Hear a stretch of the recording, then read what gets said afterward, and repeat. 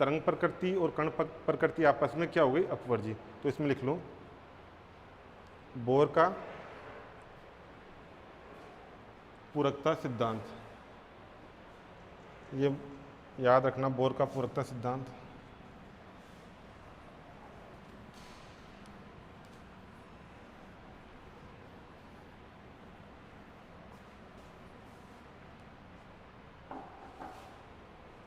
इसमें लिखो बोर का पूरकता सिद्धांत। इसमें है प्रकाश की संपूर्ण विवेचना के लिए,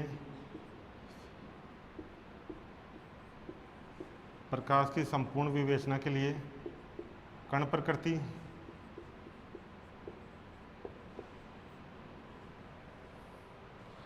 और तरंग प्रकृति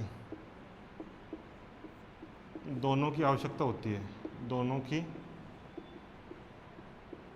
आवश्यकता होती है। प्रकाश की संपूर्ण विवेचना के लिए कण प्रकृति और तरंग प्रकृति दोनों की आवश्यकता होती है, परंतु किसी एक प्रयोग को, परंतु किसी एक प्रयोग को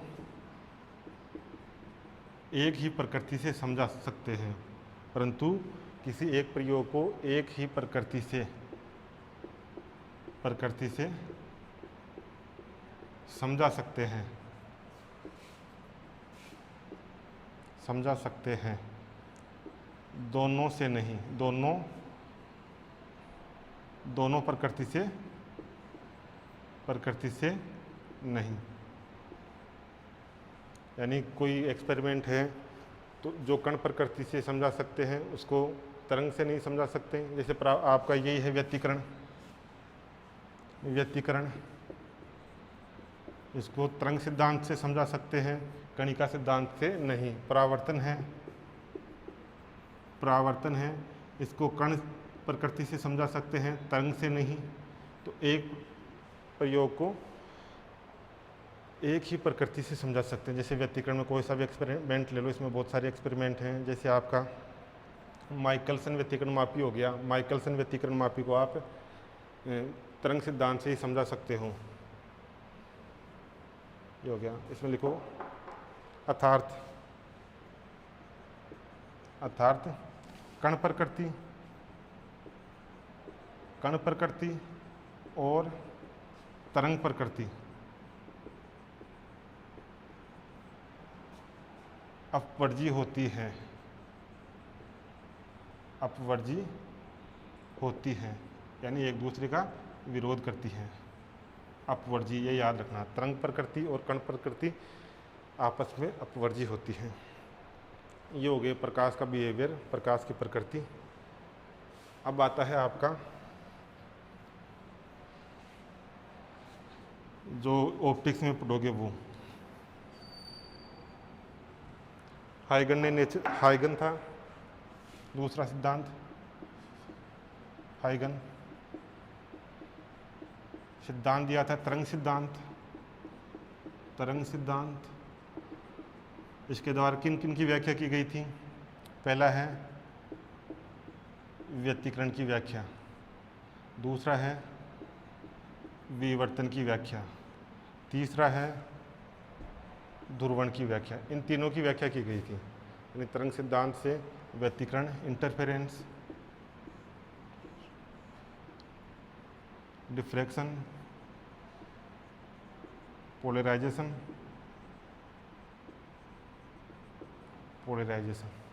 इन तीनों की व्याख्या तरंग सिद्धांत के द्वारा की गई थी।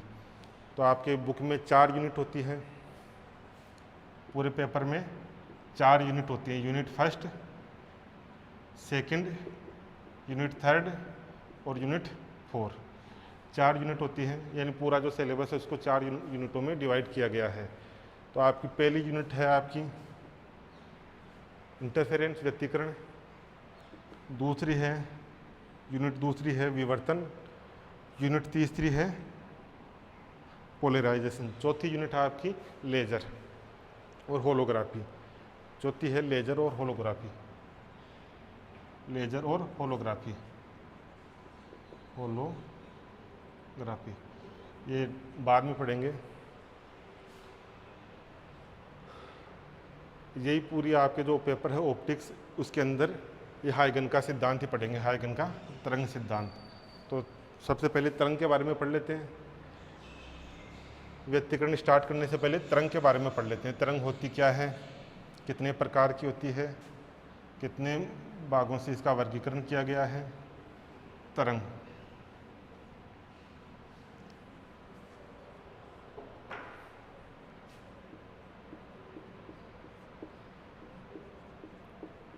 वेव, तरंग नाम सबने सुन रखा है तरंग। अब तरंग होती क्या है इसके बारे में देखेंगे। जैसे ये आपका पानी भरा है, कोई तालाब है, इसके अंदर पानी भरा हुआ है। इसके अंदर यहाँ से कोई पत्थर फेंकते हैं, ये तालाब यूँ है समतल पे, इसके अंदर यहाँ कोई पत्थर फेंका, पहले शांत था, पत्थर फेंका तो क्या हुआ, शांत था तो यहाँ अव्यवस्था हो गई, डिस्टरबेंस, विक्षोभ, एक विक्षोभ उत्पन्न हो गया, मतलब यहाँ एक डिस्टरबेंस उत्पन्न हो गया। अब ये विक्षोभ क्या हो गया, आपने देखा होगा पत्थर फेंकते हैं तो लहर उत्पन्न होती है, लहर उत्पन्न होती है।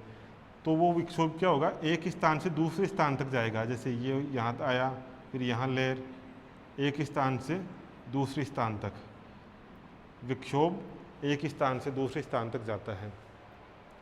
अब जो ये विक्षोभ है एक स्थान से दूसरे स्थान तक जिस रूप में जाता है, विक्षोभ एक स्थान से दूसरे स्थान तक जा रहा है, जैसे बीच में फेंका तो किनारों पर तरंग आ रही है, विक्षोभ आ रहा है।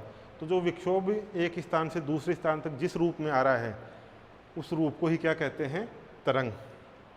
तो इसकी परिभाषा लिख लो।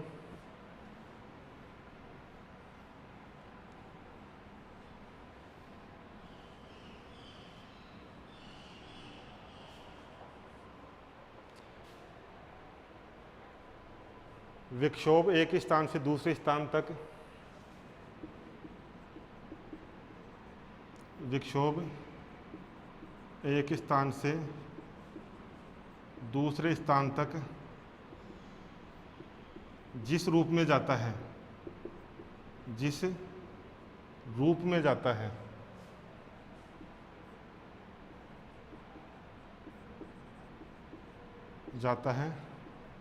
उस रूप को ही तरंग कहते हैं, उस रूप को ही तरंग कहते हैं। मतलब विक्षोभ तरंग के रूप में एक स्थान से दूसरे स्थान तक जाएगा और ऊर्जा भी तरंग के रूप में ही जाएगी। विक्षोभ एक स्थान से दूसरे स्थान तक जिस रूप में जाता है उस रूप को तरंग कहते हैं। ये परिभाषा हो गई। अब आता है तरंगों का वर्गीकरण। तरंगों का वर्गीकरण,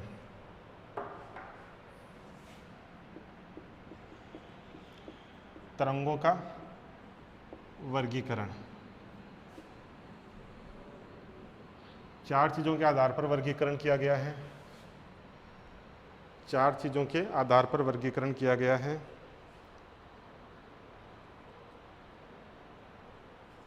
पहला है कंपन के आधार पर। पहला वर्गीकरण है कंपन के आधार पर।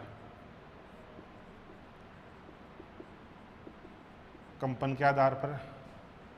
दूसरा है ऊर्जा संचरण के आधार पर। ऊर्जा संचरण के आधार पर दूसरा हो गया। तीसरा है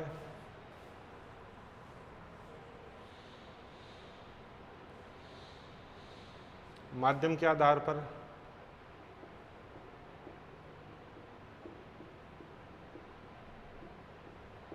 चौथा है आपका दिशा के आधार पर।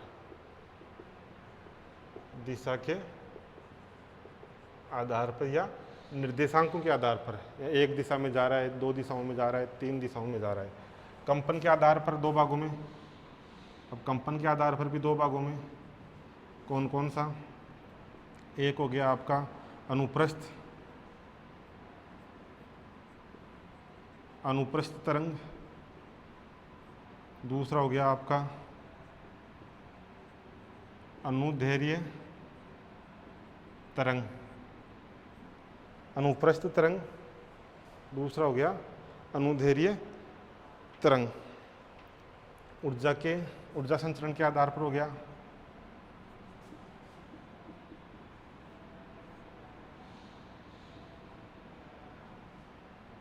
परगामी तरंग, दूसरा अपरगामी तरंग, तीसरा है आपका माध्यम के आधार पर। माध्यम के आधार पर भी 2 भागों में। माध्यम के आधार पर है आपका, पहला है यांत्रिक तरंगे और यह है EM वेव, विद्युत चुंबकीय तरंगे। विद्युत चुंबकीय तरंगे दिशा के आधार पर 3 भागों में डिवाइड किया गया है। दिशा के आधार पर 3 भागों में। 1D तरंग, 1 डायमेंशियल, 2 दिशाओं में तो 2 डायमेंशियल 2D तरंग, और जो लास्ट का है वो है आपका 3D तरंग। 3 दिशाओं में है तो XYZ में है तो 3D तरंग। ये नोट कर लो।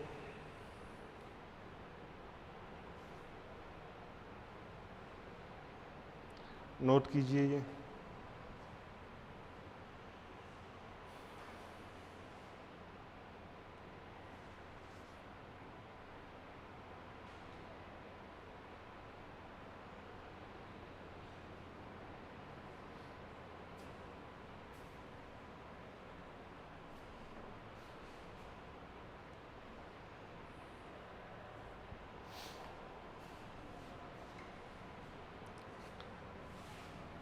इसमें पहला पढ़ेंगे कंपन के आधार पर। कंपन के आधार पर 2 भागों में है।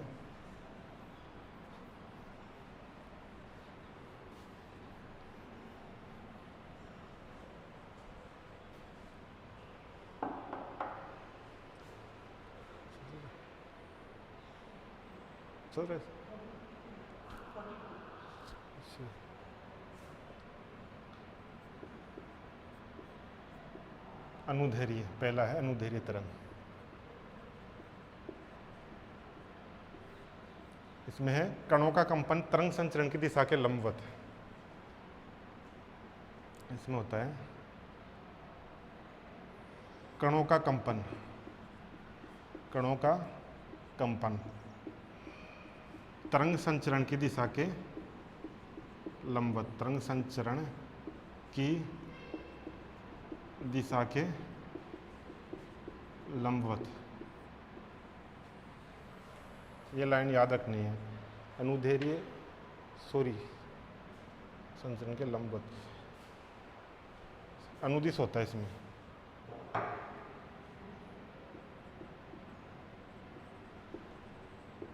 अनुदिश, अनुदैर्ध्य कणों का कंपन तरंग संचरण की दिशा के लंबवत। जैसे सिंपल एग्जाम्पल है, ये तरंग संचरण, ये तरंग है, इधर x डायरेक्शन में जा रही है, इसकी तरंग संचरण की दिशा ये वाली है, तरंग इधर जा रही है, तो कणों का कंपन कैसे होगा? कणों का कंपन x डायरेक्शन में जाए तो कणों का कंपन भी यूँ होगा। यहाँ कोई कण है तो उसका कंपन आगे पीछे होगा, कणों का कंपन आगे पीछे होगा। कणों का कंपन तरंग संचरण की दिशा के अनुदिश, यहाँ कोई कण है तो आगे पीछे, कणों का कंपन आगे पीछे होता है। कणों का कंपन तरंग संचरण की दिशा के अनुदिश। जैसे ये कोई कण है, तरंग है यूं वाली तरंग, तो ये इसका कंपन आगे पीछे होगा, इसका कंपन आगे पीछे, फिर यूं, कंपन आगे पीछे होगा। लेकिन ये इस रूप में गति नहीं करती, ये सरलन और विरलन के रूप में होती है। ये होती है सरलन और विरलन के रूप में। ये तो एग्जाम समझाया था, सरलन और विरलन, या सघन और विरल, विरल व सघन रूप में होती है या गति करती है, गति करती है। विरलन और सरलन रूप क्या होता है? जैसे ये वाला,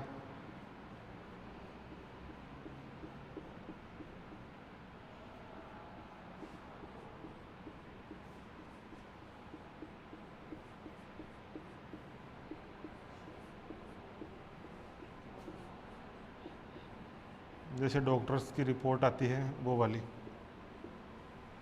इस रूप में गति करती है। जैसे यहाँ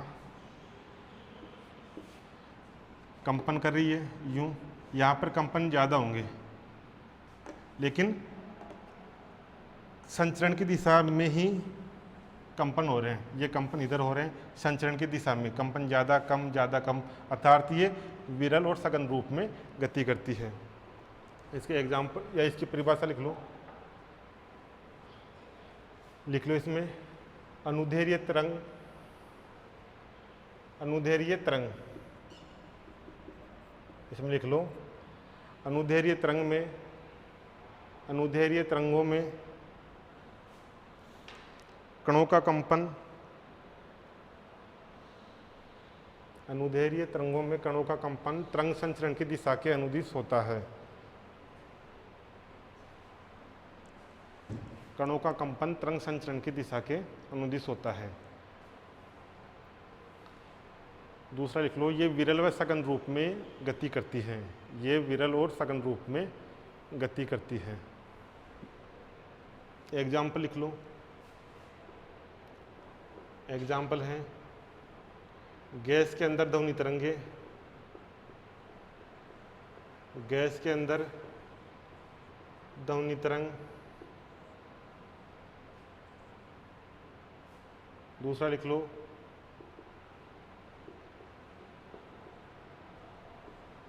पानी के अंदर तरंगे। तीसरा लिख लो ऑर्गन पाइप में उत्पन्न तरंग। ये इसके एग्जाम्पल हो गए अनुदैर्घ्य तरंगों के। गैस के अंदर ध्वनि तरंग या ध्वनि तरंग, पानी के अंदर तरंगे, ऑर्गन पाइप में उत्पन्न तरंगे। नेक्स्ट है आपका कंपन के आधार पर दूसरा है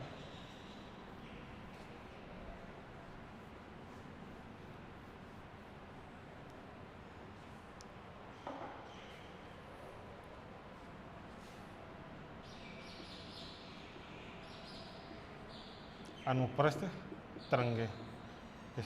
इसमें होता है कणों का कंपन,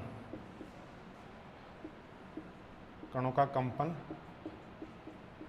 तरंग संचरण की दिशा के लंबवत, तरंग संचरण की दिशा के लंबवत। कणों का कंपन तरंग संचरण की दिशा के लंबवत होता है। जैसे तरंग संचरण ये है, ये कोई तरंग है, ये तरंग संचरण की दिशा ये है और इसके लंबवत डायरेक्शन ये वाई वाली है। ये वाई हो गया, ये एक्स हो गया। तो जो कणों का कंपन होगा वो इस वाई डायरेक्शन में होगा, ये वाला हो गया।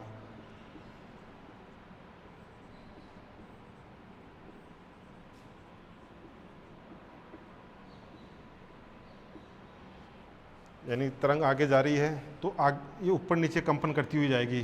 ये ऊपर गई, ये नीचे आई, फिर ऊपर गई, फिर नीचे आई। मतलब जो कणों का कंपन होगा वो संचरण की दिशा के लंबवत होगा, ये वाला।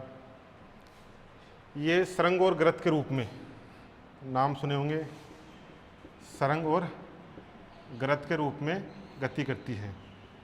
इसमें दूसरा लिख लो जो अनुप्रस्थ तरंग है, सरंग और गृत के रूप में गति करती हैं। सरंग होता है आपका जो ऊपर का हिस्सा है, ये वाला सरंग जो पहाड़ साग दिखाई दे रहा है सरंग, और ये गर्त गड्ढा जो नीचे वाला, ये वाला हो गया आपका गरत, और ये हो गया आपका सरंग। ये ऊपर वाला सरंग हो गया और ये नीचे वाला गरत हो गया। तो इसमें दूसरा पॉइंट है, ये सरंग और गरत के रूप में गति करती है। तो लिख लो, अनुप्रस्थ तरंगों में कणों का कंपन, अनुप्रस्थ तरंगों में कणों का कंपन तरंग संचरण की दिशा के लंबवत होता है। तरंग संचरण की दिशा के लंबवत होता है, पहला पॉइंट।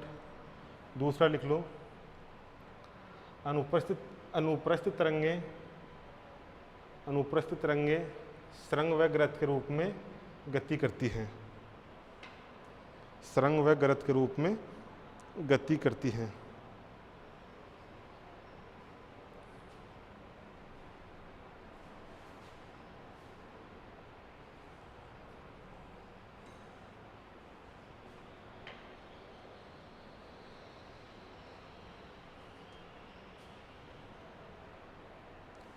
एग्जाम्पल लिख लो, एग्जाम्पल है इसके, जैसे कोई रस्सी है, रस्सी को यहाँ से बांधा, यहाँ से बांध के रस्सी को उछालते हैं तो रस्सी में ऐसे कंपन पड़ते हैं, उस रस्सी में कंपन पड़ते हैं। तो रस्सी के ऊपर जितने भी कण होते हैं या धूल के जितने भी कण होते हैं वो या तो ऊपर जाएंगे या नीचे जाएंगे, ऊपर या नीचे जाएंगे। तो कणों का कंपन ऊपर या नीचे हो गया। तो इसमें लिख लो, रस्सी में उत्पन्न तरंगे, रस्सी में उत्पन्न तरंगे। दूसरा लिखो इसमें, पानी की सतह पर उत्पन्न तरंगे। पहला हो गया रस्सी में उत्पन्न तरंगे, उत्पन्न तरंगे। दूसरा हो गया पानी की सतह पर, पानी की सतह पर उत्पन्न तरंगे। अभी जो अनुदैर्ध्य था उसमें पानी के अंदर था, यहाँ पर पानी की सतह पर है, ये याद रखना। जो सतह पर होता है अनुप्रस्थ होता है और पानी के अंदर अनुदैर्ध्य। रस्सी में उत्पन्न तरंगे, पानी की सतह पर उत्पन्न तरंगे। और जितने भी अपने तार वाले वाद्य यंत्र हैं, जितने भी हारमोनियम हैं, जितने भी तार वाले वाद्य यंत्र हैं, तार वाद्य यंत्र, तार वाद्य यंत्रों में उत्पन्न तरंगे, उत्पन्न तरंगे। जैसे ये कोई वाद्य यंत्र है, उसका ये तार है, तो इस तार को नीचे ले जाके छोड़ते हैं या ऊपर खींच के छोड़ते हैं तो इस तार में तरंगे उत्पन्न होती है। तो वो तरंगे कौन सी होती हैं? अनुप्रस्थ तरंगे।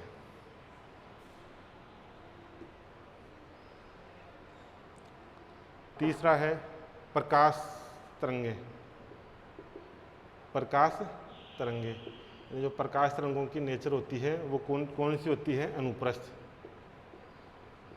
अनुप्रस्थ तरंगे। लेकिन हाइगन ने क्या बताया था कि उनकी प्रकृति अनुदैर्घ्य होती है। हाइगन ने गलत बताया था। हाइगन के अनुसार अनुदैर्घ्य होती है, लेकिन जो रियल में होती है अनुप्रस्थ तरंगे होती है। ये हो गया आपका कंपन के आधार पर। दूसरा है ऊर्जा संचरण के आधार पर। दूसरा है ऊर्जा संचरण के आधार पर दो भागों में, प्रगामी अप्रगामी। प्रगामी, दूसरा है अप्रगामी। इसमें ऊर्जा का संचरण होता है, इसमें ऊर्जा का संचरण नहीं होता। वे तरंगे जिनमें ऊर्जा का संचरण होता है प्रगामी तरंगे कहलाती हैं। वे तरंगे जिनमें ऊर्जा का संचरण नहीं होता अप्रगामी तरंगे कहलाती है। लिख लो इनको।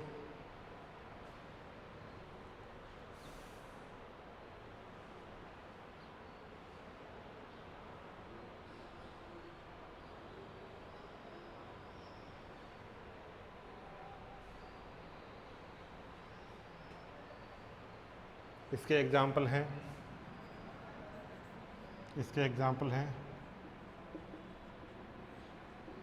प्रकाश तरंग, दूसरा है ध्वनि तरंग।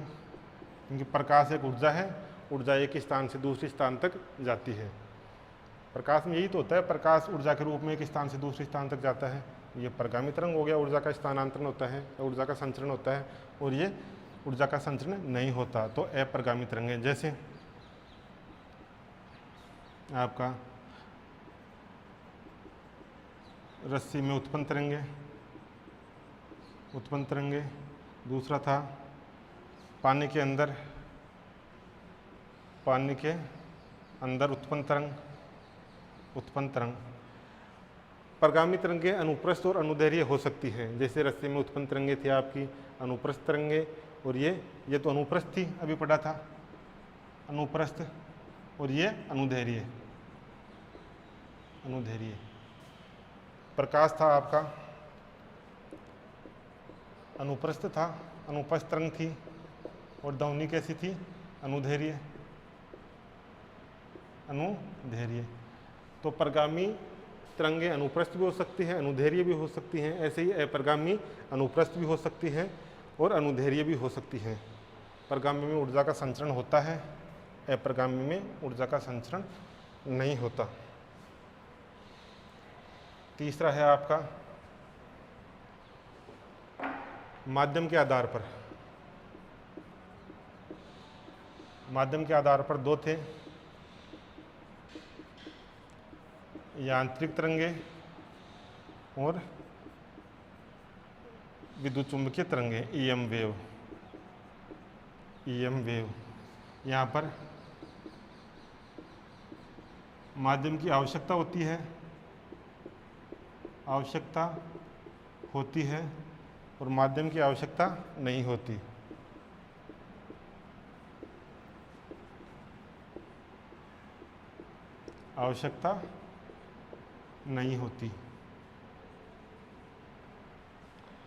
माध्यम की आवश्यकता नहीं होती।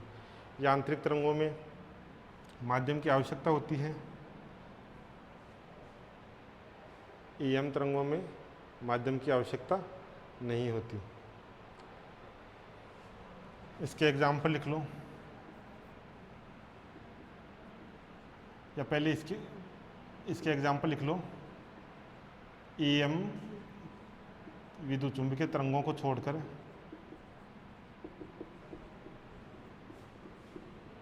सभी तरंगे,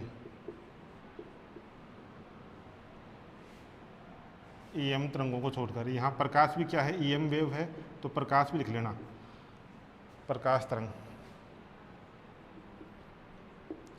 ईएम वेव को छोड़कर सभी तरंगे किसके एग्जाम्पल हैं? यांत्रिक तरंगे। ईएम वेव को छोड़कर सभी तरंगों के लिए माध्यम की आवश्यकता होती है, तो ये सभी तरंगे क्या होगी? यांत्रिक तरंगे। ईएम वेव के एग्जाम्पल हैं, माध्यम की आवश्यकता होती नहीं है, ईएम तरंगे।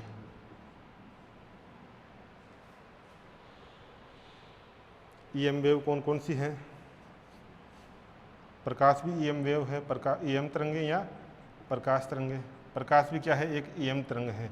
अब ईएम वेव कौन कौन सी होती हैं? जैसे आपके रेडियो वेव, यहाँ लिख देता हूँ मैं। ईएम वेव कौन कौन सी होती है?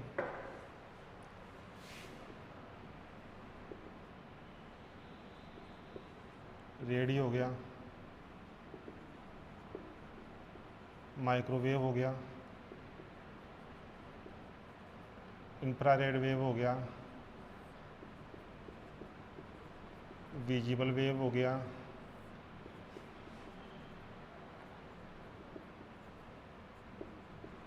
अल्ट्रावायलेट वेव हो गया,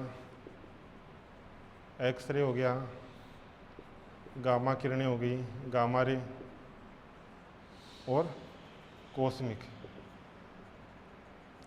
रे या वेव। ये कौन से हैं? EM wave. पढ़ भी रखा होगा। ईएम वेव कौन कौन सी होती हैं? रेडियो तरंगे, सूक्ष्म तरंगे, इंफ्रारेड, दृश्य, पराबैंगनी, एक्स किरणें, गामा किरणें और कॉस्मिक किरणें। ये EM वेव होगी। ये हो गया माध्यम के आधार पर। प्रकाश कैसा है? EM वेव है प्रकाश, ये याद रखना।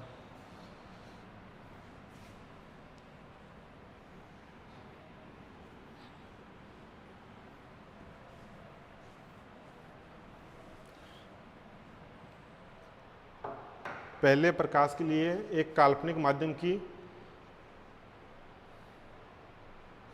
प्रकाश संचरण के लिए काल्पनिक माध्यम माना गया था।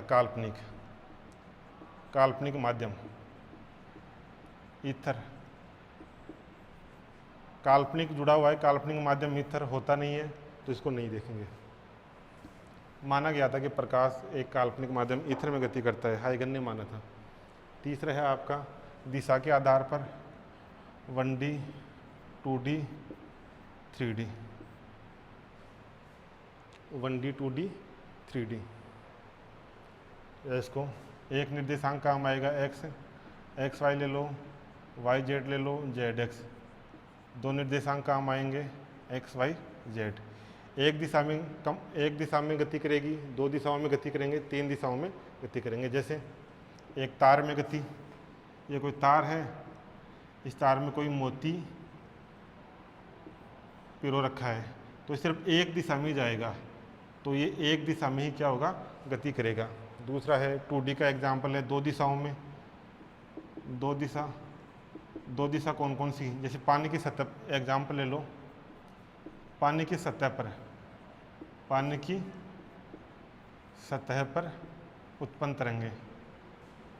उत्पन्न तरंगे दो ही दिशाओं में। पानी की सतह है, सतह पर या तो ऊपर नीचे या आगे पीछे, दो ही दिशाओं में पानी की सतह है, या तो ऊपर नीचे या आगे पीछे। जैसे फॉर एग्जाम्पल ये है, इसकी सरफेस है, तो या तो तरंग आगे जा सकती है या ऊपर नीचे कंपन कर सकती है। तो दो ही दिशाओं में, इसकी दो दिशा होती है। ये हो गया 3D, तीनों दिशाओं में कंपन या तीनों दिशाओं में गति। इसका एग्जाम्पल हो गया गैस में ध्वनि तरंगे, इसके एग्जाम्पल हो गए गैस में ध्वनि तरंगे। तो प्रकाश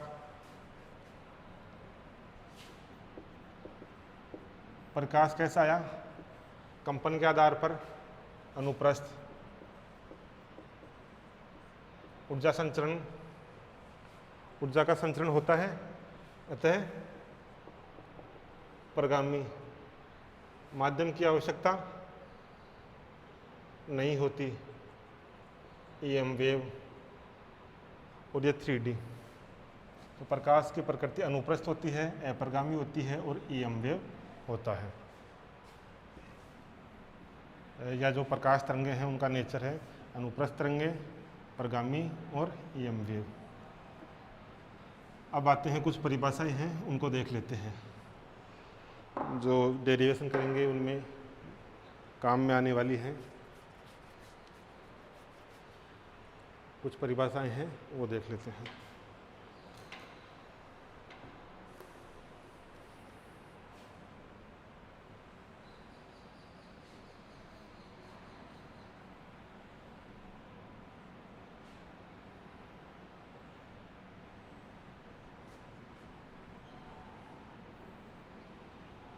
ये कोई तरंग है जो इस डायरेक्शन में जा रही है। तो सबसे पहले आता है अपना आयाम।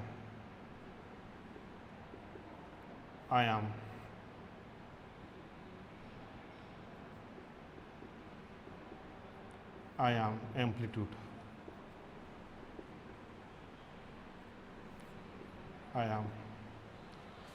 आयाम होता है, ये इसकी माध्य स्थिति है, माध्य स्थिति से अधिकतम दूरी या अधिकतम विस्थापन आयाम, ऐसे बताते हैं इसको। ये हो गया आयाम। ये इसकी माध्य स्थिति है, माध्य स्थिति से तरंग की अधिकतम दूरी या तरंग का अधिकतम विस्थापन आयाम कहलाता है। ये वाला भी आयाम हो गया, ये भी अधिकतम दूरी है। और यहाँ पर इस चक्कर में ये वाला आयाम हो गया। तो आयाम की परिभाषा लिखो। आयाम की परिभाषा हो गई, किसी तरंग के अर्ध चक्कर में, किसी तरंग के आधे चक्कर में, अर्ध चक्कर में माध्य स्थिति से अधिकतम विस्थापन, माध्य स्थिति से अधिकतम विस्थापन या अधिकतम दूरी, सीधी दूरी को विस्थापन कहते हैं। किसी तरंग के अर्धचक्कर में माध्य स्थिति से अधिकतम विस्थापन को या अधिकतम दूरी को आयाम कहते हैं।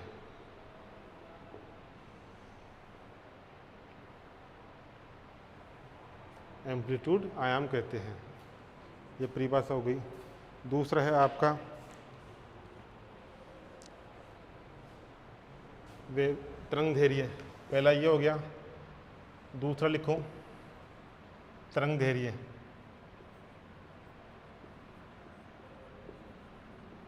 तरंग धैर्य, वेवलेंथ, वेव तरंग, लेंथ यानी लंबाई, वेवलेंथ। एम्पलीट्यूड को ऐसे बताते हैं, तरंग धैर्य को लैम्ब्डा से बताते हैं, तरंग धैर्य को लैम्ब्डा से। इसकी परिभाषा होगी, एक पूरा चक्कर करने में तय की गई दूरी, एक पूरा चक्कर तय करने में तय की गई दूरी। जैसे आधा चक्कर ये हो गया और आधा चक्कर ये हो गया, तो यहाँ से यहाँ तक आने में जितनी दूरी तय करनी पड़ रही है, इस बिंदु से इस बिंदु तक जितनी दूरी तय करनी पड़ती है, वही क्या कहलाती है, तरंग धैर्य। ये पॉजिटिव हाफ साइकिल है और ये नेगेटिव ऋणात्मक अर्धचक्कर, ये धनात्मक अर्धचक्कर। दोनों अर्धचक्कर मिलकर एक पूरा चक्कर बनाते हैं और इस पूरा चक्कर तय करने में तय की गई दूरी वेवलेंथ कहलाती है। तो इसमें लिखो, तरंग द्वारा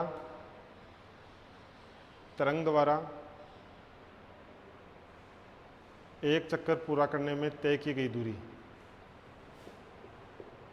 तरंग द्वारा एक चक्कर पूरा करने में तय की गई दूरी क्या कहलाती है, तरंग धैर्य। तरंग धैर्य,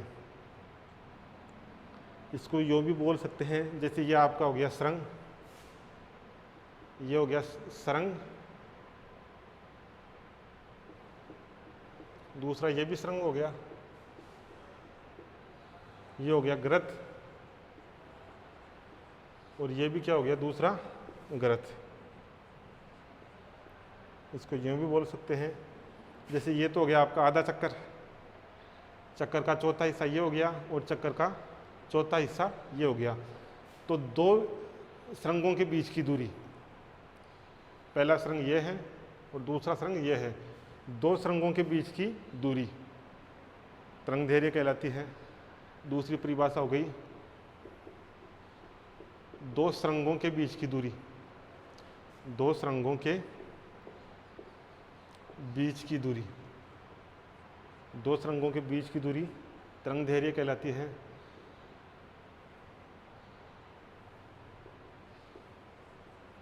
दो सरंगों के बीच की दूरी तरंग धैर्य कहलाती है। या ये मान लो ये धनात्मक अर्धचक्कर है, तो चौथा हिस्सा ये हो गया नेगेटिव साइकिल का, और चौथा हिस्सा ये हो गया। तो तीसरी परिभाषा हो गई, दो गर्तों के बीच की दूरी। दूरी की बात कर रहे हैं अपन, विस्थापन तो सीधी दूरी होती है, विस्थापन नहीं देख रहे, दूरी, दो गर्तों के बीच की दूरी। ये पहली परिभाषा, ये दूसरी परिभाषा, ये तीसरी। दो गर्तों के बीच की दूरी, दो गर्तों के बीच की दूरी तरंग दैर्घ्य कहलाती है।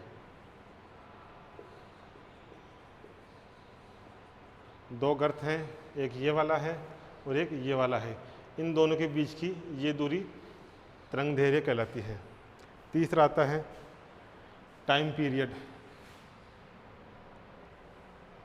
आवर्तकाल। तो ये दूरी क्या होगी, यहाँ तक ये हो गया लैम्डा।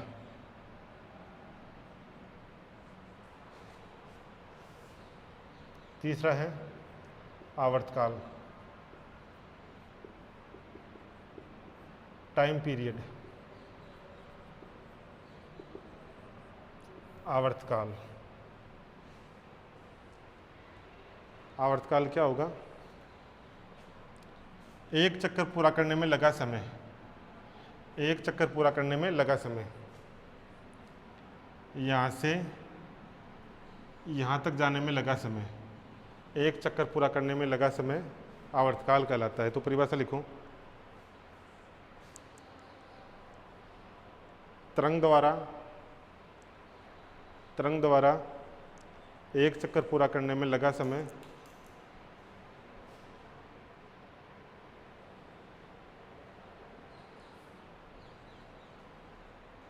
तरंग द्वारा एक चक्कर पूरा करने में लगा समय आवर्तकाल कहलाता है।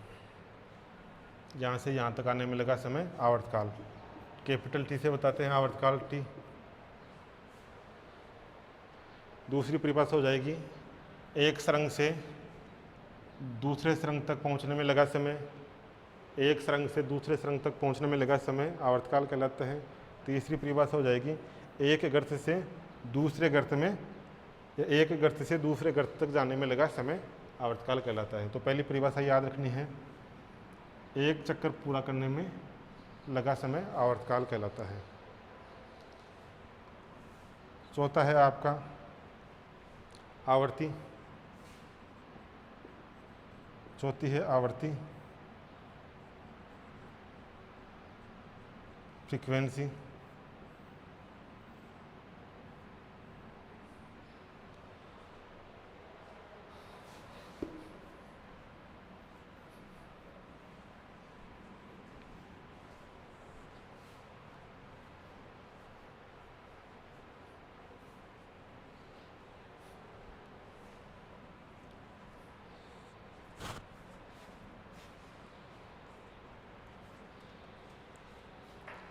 आवर्ती होती है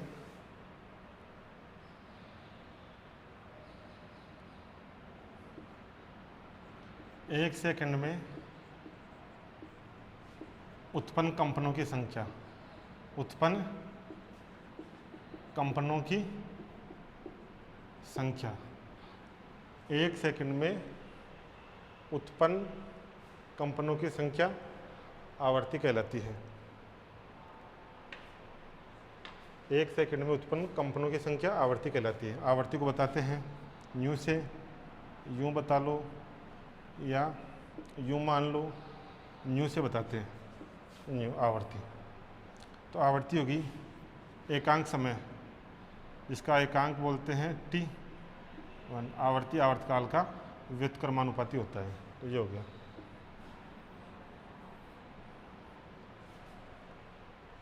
वन बाई टी, एक सेकंड में उत्पन्न कंपनों की संख्या। यहाँ तक 4 परिभाषाएं हो गई। अब इसकी 4-5 परिभाषाएं और हैं, उनको नेक्स्ट क्लास में देखेंगे। यहाँ तक पढ़ना एक बार।